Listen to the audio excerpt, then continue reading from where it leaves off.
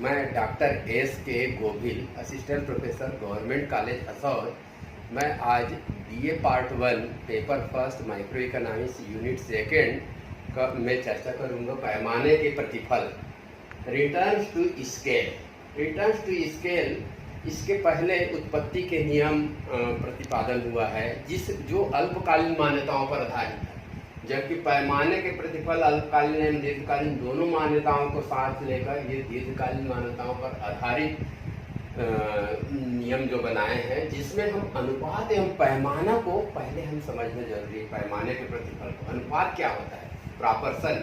प्रापर्सन एक परिवर्तनशील साधन के साथ एक स्थिर साधन का संयोग होता है। दोनों साधनों के संयोग से जो उत्पत्ति होता है वो अनुपात को स्थापित करता है। जैसे श्रम यहाँ पर परिवर्तनशील साधन है, पूंजी, ये दोनों के संयोग से जो उत्पादन हो रहे हैं, पहले ए बिंदु पर 100 क्विंटल, बी बिंदु पर 200 क्विंटल, सी बिंदु पर, यहाँ पर पूंजी स्थिर है जबकि श्रम परिवर्तित हो रहे हैं। दोनों से एक रेखा या आधार अक्ष के समानांतर पड़ी रेखा पी, जिसको हम अनुपात या प्रापर्सन रेखा के नाम से जानते हैं। जबकि पैमाना जो है स्केल, यह दीर्घकालीन मान्यताओं पर, दीर्घकाल में सभी साधन परिवर्तनशील होते हैं, इसलिए इसमें सभी परिवर्तनशील साधनों के संयोग से या दो परिवर्तनशील साधनों के संयोग से हमें जो रेखा प्राप्त होते हैं वो स्केल को प्रदर्शित करता है। जैसे यहाँ पर श्रम भी परिवर्तनशील साधन है और पूंजी भी, दोनों का हम समान अनुपात में वृद्धि करते हैं। जितना हम श्रम की मात्रा में वृद्धि करेंगे उतना ही हम पूंजी की मात्रा में वृद्धि करते हैं। तो एक नया हमको समुत्पाद वक्र IP1, IP2, IP3 इस प्रकार से प्राप्त होते हैं। अर्थात ए बिंदु से बी बिंदु और सी बिंदु की ओर हम जब आगे बढ़ते हैं तो ओ से एस तक ये पैमाने को प्रदर्शित करता है। अर्थात ये बताता है कि उत्पादन में लगातार वृद्धि हो रहे हैं। दोनों परिवर्तनशील साधनों की मात्रा को हम समान अनुपात में वृद्धि करने से जो संयोग से प्राप्त होते हैं वो अनुपात एवं पैमाना को हम एक ही रेखा चित्र में बता सकते हैं। जैसे ये पड़ी रेखा है, ये अनुपात या प्रापर्सन को बताता है, जबकि ये जो 45 डिग्री का रेखा बनाकर बाएं से दाएं ऊपर की ओर जाता है वो पैमाने को, यह दीर्घकालीन मान्यताओं पर आधारित है, जबकि यह अल्पकालीन दृष्टिकोण रखता है जो पैमाना को प्रदर्शित करता है। अर्थात श्रम एवं पूंजी, इन दो साधनों को हम यहाँ पर उदाहरण के तौर पर हम संयोग में लेते हैं तो इस प्रकार से रेखा को बता सकते हैं। अनुपात एवं पैमाने के 3 नियम हैं। जैसे उत्पत्ति के 3 नियम होते हैं, उत्पत्ति वृद्धि नियम, उत्पत्ति ह्रास नियम, उत्पत्ति समता नियम, ठीक उसी प्रकार से पैमाने के भी 3 नियम। जिस प्रकार से उत्पत्ति के 3 नियम होते हैं, उत्पत्ति वृद्धि नियम, उत्पत्ति ह्रास नियम और उत्पत्ति समता नियम, ठीक पैमाने के प्रतिफल में भी पैमाने के बढ़ते हुए प्रतिफल, पैमाने के घटते हुए प्रतिफल, पैमाने के समता प्रतिफल, 3 नियम इसके भी होते हैं। पैमाने के बढ़ते हुए प्रतिफल का तात्पर्य यह है कि जिस अनुपात में हम साधनों की मात्रा में वृद्धि करते हैं उससे कहीं ज्यादा अनुपात में उत्पादन में वृद्धि होता है, तो यह पैमाने के बढ़ते हुए प्रतिफल को बताता है। जैसे फॉर एग्जाम्पल, यदि हम उत्पादन के साधन में K% की वृद्धि करते हैं तो उत्पत्ति में मोर देन K% होता है, तो ये पैमाने के बढ़ते हुए प्रतिफल को बताता है। अतः उत्पादन में हम 10%, उत्पादन के साधनों में यदि हम 10% की वृद्धि करते हैं तो उत्पत्ति में 10 से अधिक प्रतिशत की वृद्धि होता है। जैसे हम इसको रेखा चित्र से भी बता सकते हैं। O एक्स अक्ष पर जैसे श्रम एक परिवर्तनशील साधन, OY अक्ष पर पूंजी एक परिवर्तनशील साधन, यदि हम दोनों के समान अनुपात OL1 और OC1 को मिलाते हैं तो IP1 ये आइसो प्रोडक्ट कर्व A बिंदु पर 100 क्विंटल उत्पादन को प्रदर्शित कर रहा है। मान लो ये श्रम और पूंजी किसी खेती कार्य या गेहूं के उत्पादन में लगे हैं, तो यहाँ पर 100 क्विंटल उत्पादन को प्रदर्शित कर रहा है वो A बिंदु पर। ठीक हम श्रम की मात्रा में वृद्धि करते हैं L1 L2 और पूंजी की मात्रा में C1 C2, तो B बिंदु पर 200 क्विंटल उत्पादन होता है, जबकि पहले की तुलना में कम श्रम, पहले की तुलना में जो श्रम की मात्रा घट रही है और पूंजी की मात्रा भी घट रही है, जबकि उत्पादन उसी अनुपात में हो रहा है।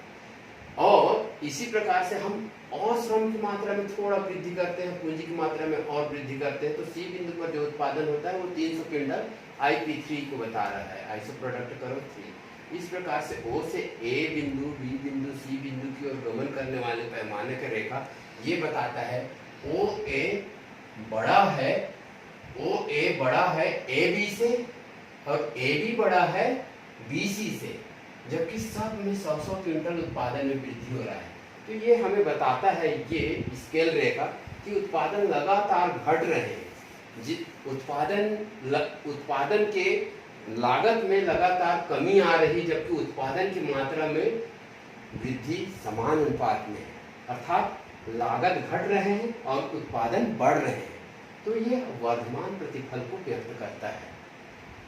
यहाँ पर सीमांत लागत, औसत लागत दोनों घटते हुई स्थिति में होते हैं, जबकि सीमांत उत्पादन और औसत उत्पादन बाएं से दाएं ऊपर की ओर बढ़ते हुए रहते हैं। इसके कारण है श्रम विभाजन का विशिष्टीकरण। श्रमों की कार्यकुशलता में वृद्धि होता है लगातार उत्पादन में यदि हम वृद्धि करते जाते हैं, और विभिन्न साधनों की अविभाज्यता, जैसे बड़े बड़े मशीन जिसकी उत्पादन क्षमता बहुत अधिक होती है, उनके में भी अधिक उत्पत्ति दर्ज करने की स्थिति में वो पहुँचते हैं। इस कारण से हमको बढ़ते हुए प्रतिफल प्राप्त होते हैं। तो ये स्पष्ट है कि ये पैमाने का रेखा हमको बढ़ते हुए प्रतिफल को बताता है। इसी प्रकार से पैमाने के घटते हुए प्रतिफल, अर्थात जिस अनुपात में हम साधनों की मात्रा में वृद्धि करते हैं उससे कहीं कम अनुपात में उत्पत्ति में वृद्धि होता है, तो यह पैमाने के घटते हुए प्रतिफल कहलाता है, डिक्रीजिंग रिटर्न्स टू स्केल।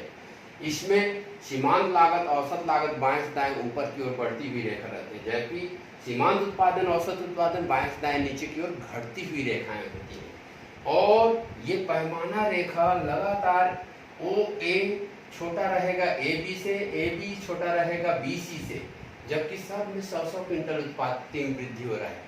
उत्पत्ति में वृद्धि का अनुपात समान है, किंतु लागत लगातार बढ़ रहे हैं, अर्थात हमको अधिक से अधिक श्रम और पूंजी की जरूरत पड़ती जा रही है। यहाँ पर श्रम और पूंजी की ज़्यादा मात्रा उपयोग करके उतना ही मात्रा हम उत्पादन करते हैं, अर्थात OA छोटा है AB से और AB छोटा है BC से। ये स्केल को जिस प्रकार से इन सेंटीमीटर में मापते हैं, उसी प्रकार से हम इन लागतों को माप सकते हैं। यहाँ पर कम लागत लगा, फिर उससे कहीं ज़्यादा लागत लगा, फिर उससे कहीं ज़्यादा लागत, जबकि सब में 100-100 क्विंटल ही उत्पत्ति में वृद्धि हो रहा है। तो यह पैमाने के घटते हुए प्रतिफल को बताता है। यहाँ पर सीमांत उत्पादन, औसत उत्पादन घटते हैं और लागत बढ़ते हैं।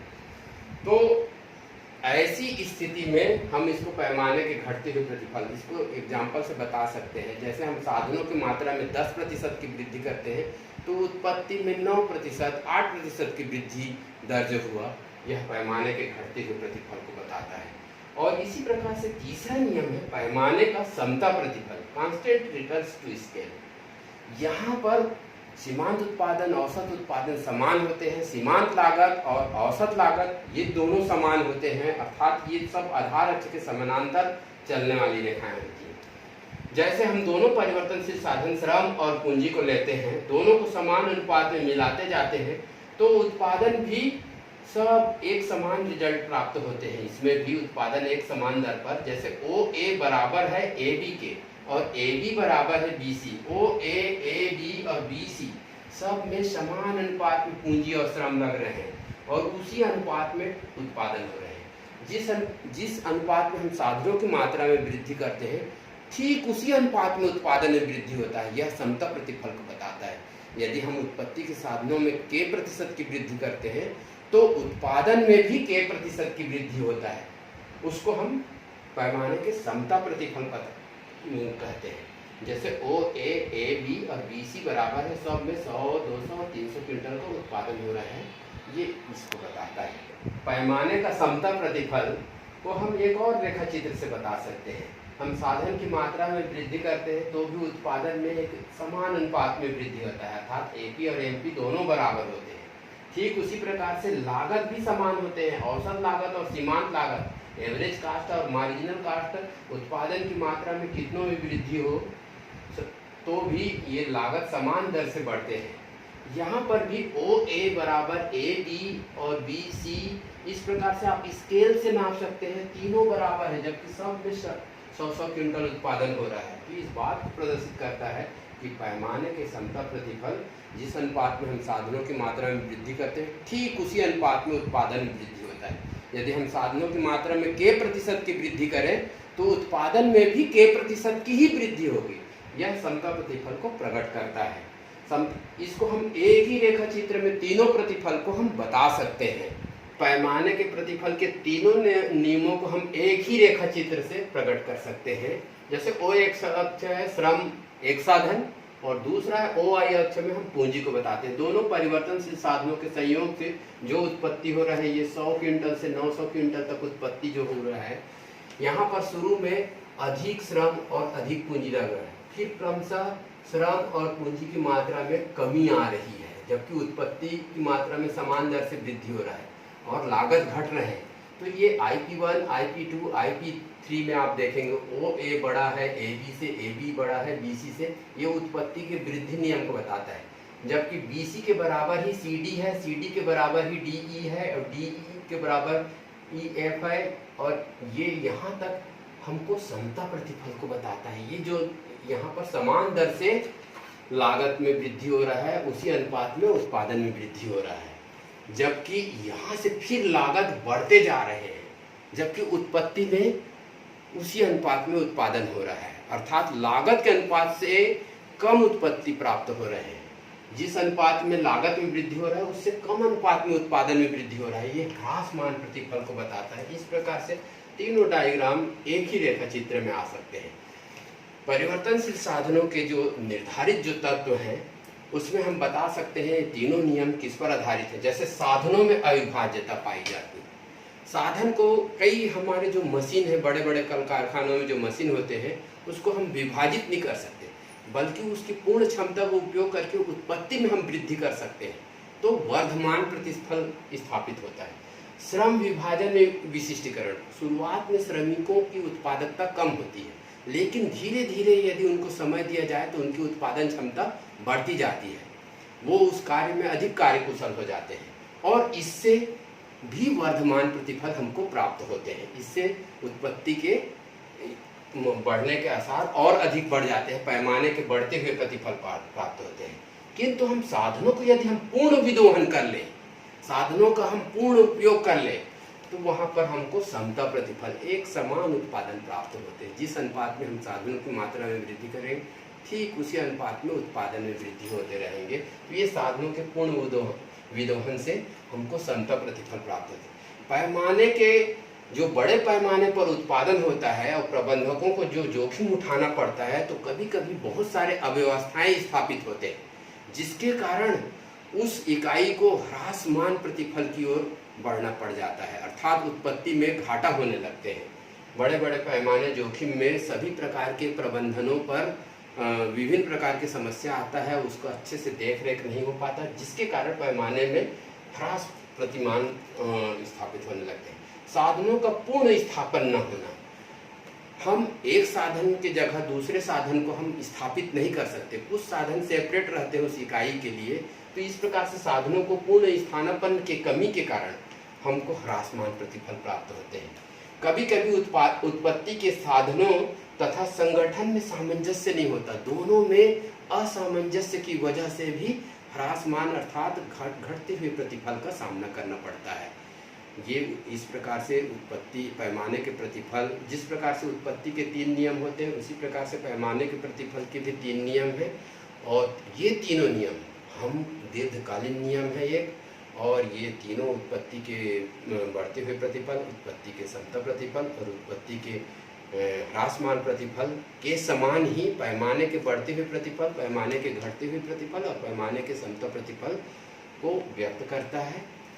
और ये लेक्चर MA और BA दोनों स्तर के विद्यार्थियों के लिए फ्रूटफुल है।